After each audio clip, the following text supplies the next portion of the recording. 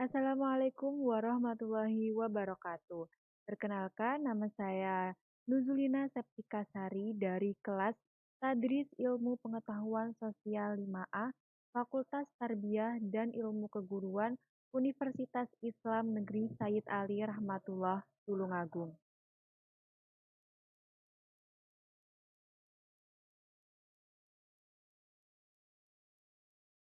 Pada kesempatan kali ini, saya akan mengulas materi geografi dengan tema letak dan batas wilayah Indonesia serta pengaruhnya. Adapun tujuan dari pembelajaran ini ialah diharapkan siswa dapat memahami letak dan batas wilayah Indonesia serta pengaruhnya. Yang pertama ada letak Indonesia, dilihat dari letak astronomis, letak geografis, letak geologis, dan letak maritim. Nah, untuk penjelasan lebih lengkapnya, simak video ini hingga selesai. Yang pertama, kita akan membahas letak astronomis. Letak astronomis adalah letak suatu daerah yang dihitung berdasarkan garis astronomis yang terdiri dari garis lintang dan garis bujur.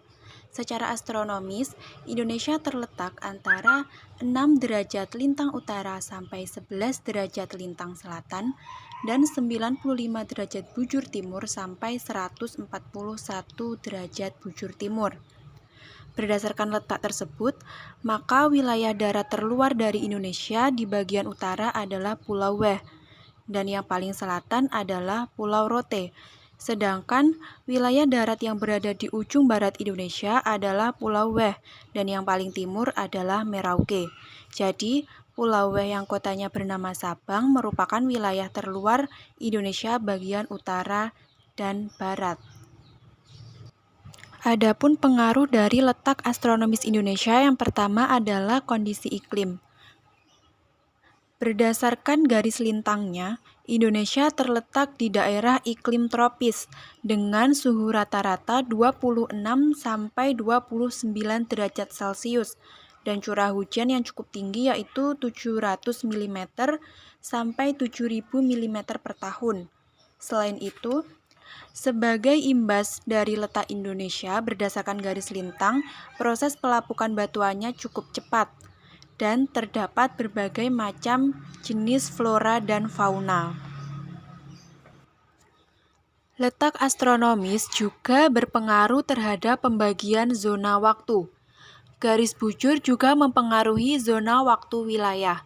Indonesia merupakan daerah dengan 3 zona waktu, yaitu daerah waktu Indonesia bagian barat, daerah waktu Indonesia bagian tengah, dan daerah waktu Indonesia bagian timur. Waktu Indonesia bagian barat berdasarkan meridian pangkal 105 derajat bujur timur, yang mempunyai selisih waktu 7 jam lebih awal dari waktu Greenwich. 2. Daerah waktu Indonesia bagian tengah.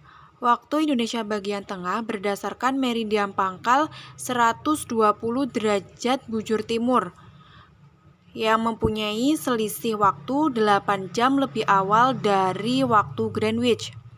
3. Daerah waktu Indonesia bagian timur. Waktu Indonesia bagian timur berdasarkan meridian pangkal 135 derajat bujur timur yang mempunyai selisih waktu 9 jam lebih awal dari waktu Greenwich. Selanjutnya adalah letak geografis Indonesia. Letak geografis ialah letak suatu tempat berdasarkan fenomena-fenomena geografis yang membatasinya, misalnya gunung, sungai, laut, dan samudra. Secara geografis, Indonesia terletak di antara benua Asia dan Australia, antara Samudra Pasifik dan Samudra Hindia. Letak geografis Indonesia menjadikan Indonesia pada posisi silang yang sangat strategis. Indonesia dikatakan wilayahnya strategis dapat dilihat dari beberapa hal berikut. Yang pertama, terletak di antara 2 samudra dan 2 benua, yang merupakan jalur perdagangan dunia. Hal ini sangat menguntungkan untuk menambah sumber devisa negara. Yang kedua, Indonesia kaya akan bahan tambang, serta berbagai jenis flora dan fauna yang dapat dijadikan komoditi perdagangan ataupun pariwisata. Selanjutnya yang ketiga ada letak geologis. Letak geologis adalah letak suatu tempat berdasarkan batuan yang ada di dalam bumi. Adapun penanda letak geologis yang pertama ialah Indonesia dilalui oleh dua jalur pegunungan muda dunia, yaitu Sirkum Mediterania dan Sirkum Pasifik. Akibat Indonesia dilalui oleh dua jalur pegunungan Sirkum Mediterania dan Sirkum Pasifik adalah banyaknya gunung api yang aktif, tanah yang subur, banyak jenis biota laut, banyak jenis tambang, dan sering terjadi gempa. Penanda letak geologis Indonesia lainnya adalah Indonesia berada pada pertemuan tiga lempeng tektonik. Ketiganya adalah Indo-Australia, Eurasia, dan Pasifik. Pertemuan ketiganya menyebabkan Indonesia berada di wilayah Ring of Fire atau cincin api Pasifik. Ring of Fire adalah sebutan untuk wilayah yang sering dilanda gempa bumi. Dampak lainnya adalah rentan mengalami tsunami karena pergeseran lempeng yang berada di lautan.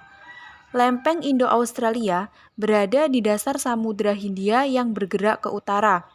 Lempeng Asia atau Eurasia relatif punya pergerakan stabil, sementara lempeng Pasifik di Samudra Pasifik bergerak ke arah barat.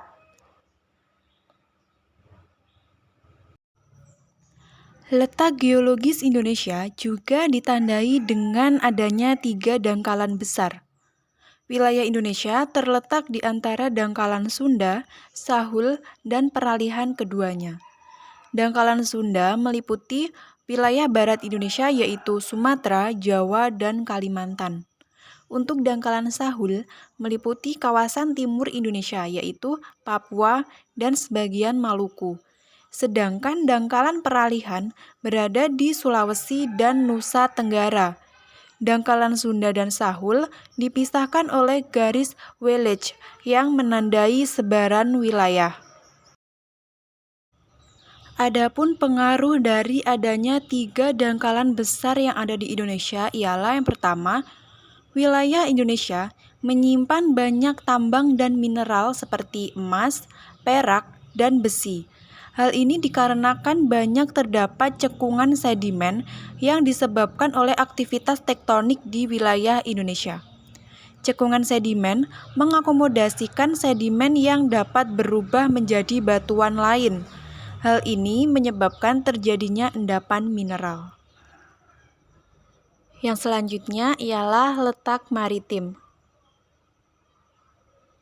Letak maritim adalah letak suatu tempat ditinjau dari sudut kelautan, yaitu apakah tempat itu dekat atau jauh dari laut, serta apakah sebagian atau seluruhnya dikelilingi oleh laut, dan sebagainya.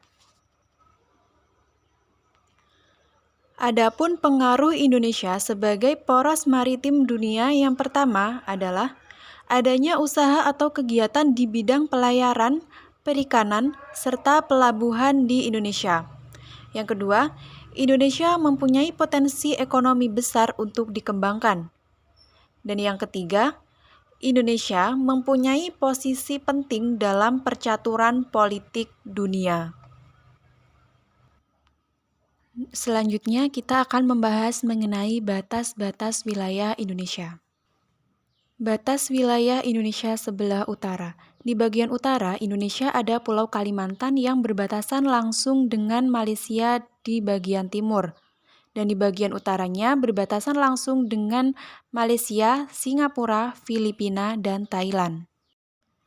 Sementara batas wilayah Indonesia di sebelah barat yaitu berbatasan langsung dengan Samudra Hindia dan perairan negara India.